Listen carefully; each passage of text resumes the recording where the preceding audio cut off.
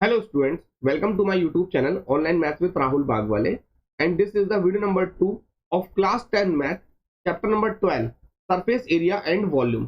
तो आज हम स्टार्ट करने जा रहे हैं एक्सरसाइज 12.1 का क्वेश्चन नंबर 1। तो जैसे कि मैं आपको बता चुका हूं, ये चैप्टर पूरा डिपेंड किसके ऊपर है? फॉर्मुलेस के ऊपर डिपेंड है।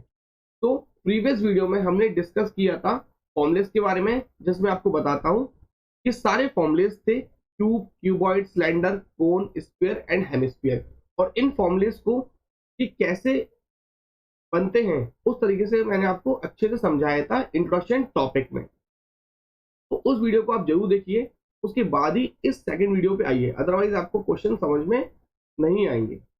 ओके, तो आते हैं हम लोग उसके क्वेश्चन पर। तो स्टार्ट करते हैं।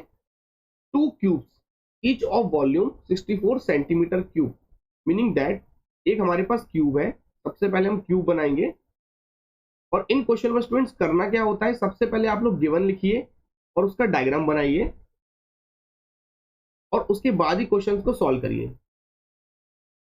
और सबसे पहली बात, हमने क्यूब बना लिया, सिंगल क्यूब, और मीनिंग दैट इसका ए कितना है, मीनिंग दैट डिस्टेंस, वो ए हमारे को पता नहीं है, बट हमें गिवन क्या दिया हुआ है, इसका वॉल्यूम गिवन दिया हुआ है। तो वॉल्यूम ऑफ क्यूब जो कि हमें गिवन है कितना है, 64 सेंटीमीटर क्यूब। और क्या बोल रहा है, find the surface area of the resulting cuboid. देखो, दो क्यूब्स को जब आप मिला दोगे ना तो वो क्यूबॉइड ही बन जाएगा। तो वो कैसे? सपोज करिए एक क्यूब ये है और दूसरा क्यूब ये है। आप थोड़ा सा इमेजिनेशन कर सकते हैं। देखिए, मैंने इसको मिला दिया, ज्वाइन कर दिया, तो ये क्या बन रहा है, एक रिजल्टेंट क्यूबॉइड बन रहा है ना। तो देखिए, इसकी डिस्टेंस हमें पता नहीं है और इसकी डिस्टेंस भी हमें पता नहीं है। क्यों? क्योंकि अगर हमें क्यूब की नहीं पता तो ये भी नहीं पता। और इसमें क्या होता है, सारी साइड्स सेम होती है क्यूब में। ये बेटा क्यूब है हमारे पास, और हम दोनों को मिला देंगे तो क्या बन जाएगा, क्यूबॉइड बन जाएगा। तो सबसे पहले हम लोग क्या करते हैं, ए निकालते हैं। अब ए कैसे निकलेगा? ए को निकालने के लिए हमें हिंट दी हुई है, क्या वॉल्यूम दिया हुआ है क्यूब का। तो हमारे पास एक फॉर्मूला क्या था, volume of cube equal to क्या होता है, ए क्यूब। ओके, और हमारे पास वॉल्यूम गिवन है, तो 64 यहाँ रखिए, इक्वल टू में ए क्यूब। तो क्यूब का जाएगा इसके ऊपर, क्यूब रूट बन जाएगा, और यहाँ पर आ गया ए। तो 64 किसका क्यूब रूट होता है, ये होता है 4 का। ये वही प्रोसेस है जो प्रीवियस क्वेश्चन में बताता हूँ, इसका मैं फैक्टर करना पड़ेगा, फैक्टर करने के बाद फिर पेयरिंग करना पड़ेगा। पेयरिंग कितने की होगी, 3 की होगी। क्यों? क्योंकि यहाँ पे क्यूब है। चलिए मैं आपको रफ में करके बता देता हूँ। जब भी हम किसी चीज का है ना अंडरूट निकालते हैं ना, तो उसका फैक्टर करना पड़ता है। जैसे 64 का मैंने किया, उसको करिए। 2 कितने बार जाएगा, 32 बार। फिर 2 कितने बार जाएगा, 16 बार।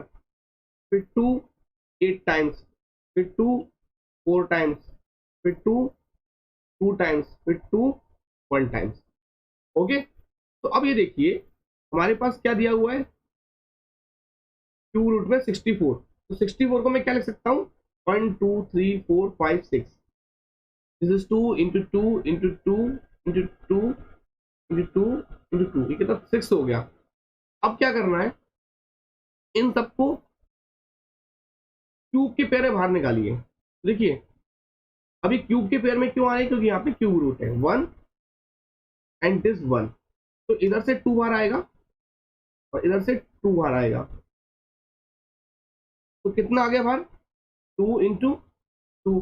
और अंडरूट के अंदर कुछ बचा ही नहीं है तो उसको छोड़ दीजिए, तो आंसर कितना आ गया, 4। तो इसी तरीके से सारे क्यूब रूट को हम लोग सॉल्व करें। क्लियर? ये रफ वर्क था, मैं इसको रिमूव कर देता हूँ, और हमारा ए यहाँ पर आ चुका है 4। अब यूनिट क्या आएगी, यहाँ पे सेंटीमीटर क्यूब था, तो यहाँ पे यूनिट आएगी सेंटीमीटर। हमारे पास ए साइड आ चुकी है, और इसको मैं रफ कर देता हूँ। देखिए, निकालना कुछ नहीं होता, जो हमें फॉर्मूला गिवन दिया होता है उसको यूज करके दूसरे वाले फॉर्मूले के वैल्यू को आंसर निकालना होता। अब बताइए हमें फाइंड क्या करना है, find the surface area of the resulting cuboid. तो क्यूबॉइड का फॉर्मूला बताइए सबसे पहले आप। सरफेस एरिया ऑफ क्यूबॉइड वो क्या होता है, twice of length width plus width height plus height length, यही फॉर्मूला होता है जो लास्ट टर्म में प्रूव किया था।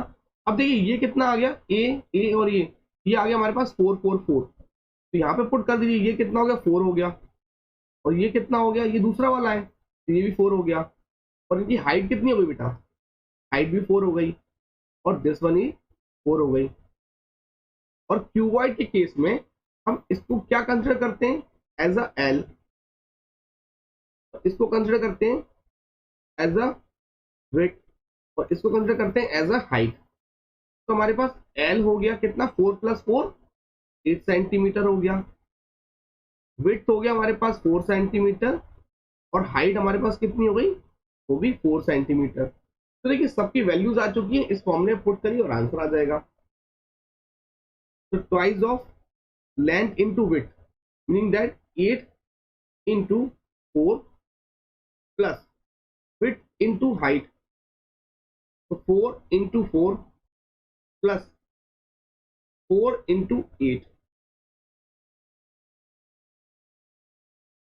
8 4 जा 32 प्लस 16 प्लस 32, 32 32 72, 32 32 हो गया 64, 64 प्लस 16 80, आ गया 2 इंटू 80। तो हमारा फाइनल जो आंसर आ चुका है 160 सेंटीमीटर स्क्वायर। तो जितने भी सरफेस एरिया जो आएंगे ना वो सारे सेंटीमीटर में स्क्वायर में आएंगे। ओके, साइड सारी सिंगल यूनिट में रहती है, और जो वॉल्यूम होगा वॉल्यूम हमेशा क्यूब में होगा, अगर आप यूनिट गलत लगाओगे आपके हाफ मार्क्स कट जाएंगे। तो क्वेश्चंस बहुत इजी हैं, कोई प्रॉब्लम नहीं है, बस आपको कंसेप्ट क्लियर होना चाहिए, और कंसेप्ट कब क्लियर होंगे, जब आप इंट्रोडक्शन टॉपिक को अच्छे से करेंगे। ओके, तो आते हैं हम लोग सेकंड क्वेश्चन पर।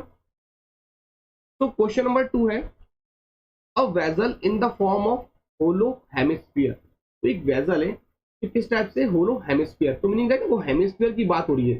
अगर हेमिस्फीयर की बात हो रही है तो मतलब सारे फॉर्मुलेस हमारे हेमिस्फीयर के यूज होने वाले हैं। Mounted on by a hollow cylinder, तो होलो एक सिलेंडर है जो हेमिस्फीयर के ऊपर माउंटेड है। ओके, तो सबसे पहले हम हेमिस्फीयर बनाते हैं।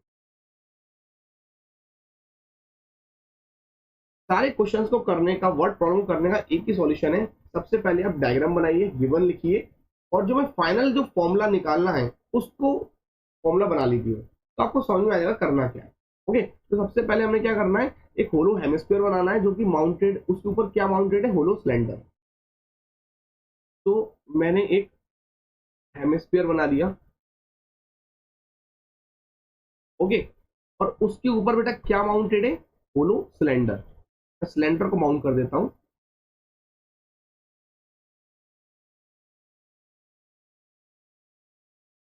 सारा गेम बेटा डायग्राम का ही है। ओके, ये आपका, और देखो इसी के ऊपर माउंटेड है, तो इसका जो सर्कल है सेंटर का बॉटम वाला, और हेमिस्फीयर का सर्कल दोनों आपस में कोइंसाइड करेंगे। ओके ना, अब देखो क्या दिया हुआ है, the diameter of the hemisphere is 14 centimetre. यहाँ पे लिखा हूं मैं गिवन में, डायमीटर ऑफ हेमिस्फीयर कितना दिया है, 14 centimetre. Okay, and the total height of the vessel, total height of vessel वो दिया हुआ 13 सेंटीमीटर।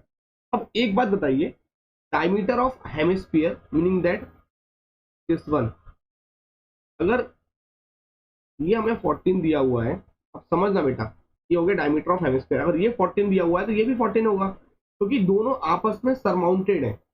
ओके ना, एक के ऊपर ओवरलैप कर रहे हैं, तो meaning that diameter of hemisphere 14 दिया हुआ है, तो हमें अंडरस्टूड डायमीटर ऑफ सिलेंडर भी कितना दिया हुआ है, 14 सेंटीमीटर ही होगा।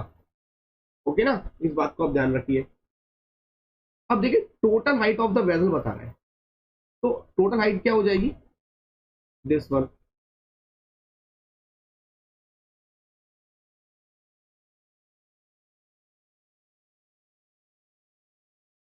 And this is the 13 centimetre. चलिए हम आगे बढ़ते हैं। Find the inner surface area of the vessel. तो पूरे वेजल का इनर सरफेस एरिया बताना है, meaning that surface area of vessel बताना है। तो हमें एक फॉर्मूला सबसे पहले बनाना पड़ेगा। फॉर्मूले में क्या बनेगा, इनर सरफेस ऑफ वेजल। तो देखिए इनर सरफेस ऑफ वेजल में दो चीजें इंक्लूडेड है। पहली चीज क्या है, curve surface area of cylinder part, cylinder part. Okay, तो C S A of cylinder रह गया है, प्लस इसमें क्या ऐड करना पड़ेगा, C S A of hemisphere.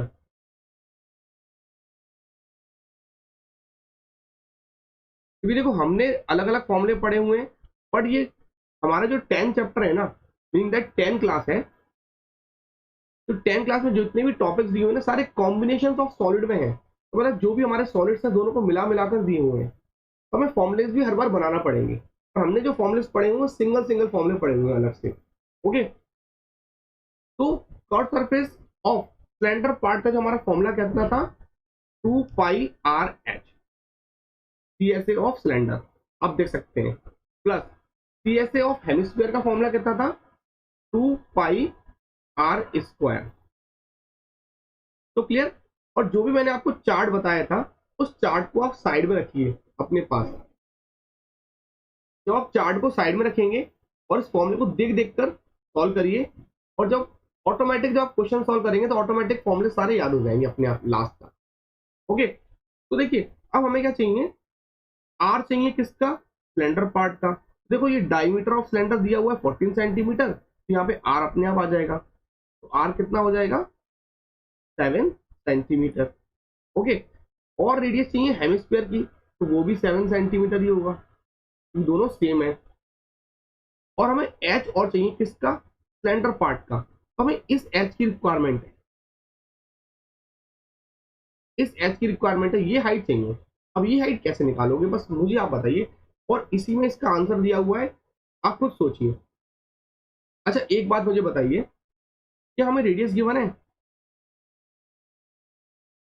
क्या हमें रेडियस गिवन है आपको, कि हाँ सर 7 सेंटीमीटर दी हुई है, क्योंकि ये डायमीटर दिया था हेमिस्फीयर का 14 सेंटीमीटर, तो हमने रेडियस 7 निकाल ली है। तो अच्छा ये रेडियस है, तो बेटा ये भी रेडियस होगी, हाँ सर ये भी रेडियस होगी।